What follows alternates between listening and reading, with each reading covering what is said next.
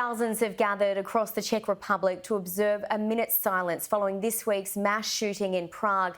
National flags were lowered to half-mast and bells tolled at midday local time to reflect on the victims killed in the country's worst shooting on record. Across the Czech Republic, a minute's silence at midday. A nation coming together to mark an event that ripped at the Czech soul. The silence broken by the tolling of bells. Flags here are at half-mast and grey days illuminated by clusters of candles, memorials to the dead, where people gather to share their pain.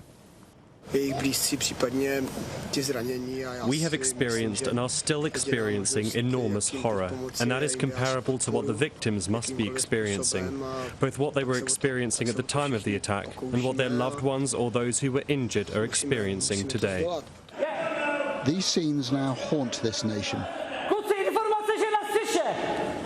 The police storming Charles University, students cowering in fear, and David Kozak up on the roof, firing shots. Before, surrounded, he kills himself. By then, Kozak had wreaked devastation. Among the victims named today, 3 students, Madalena Kristov, Anetka Rektorova, and Klara Holkova. This was a day of mourning across the country, but felt most keenly here in the capital, Prague, the city that witnessed this murderous attack and is still struggling to come to terms with what happened. The city hosted a church service. The president was there, and so too was Prague's archbishop, as bewildered and shocked as anyone else.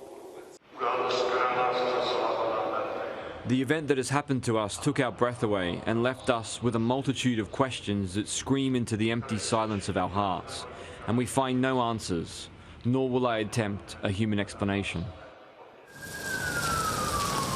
The police are still looking for clues to Kozak's motivation, but the result resonates.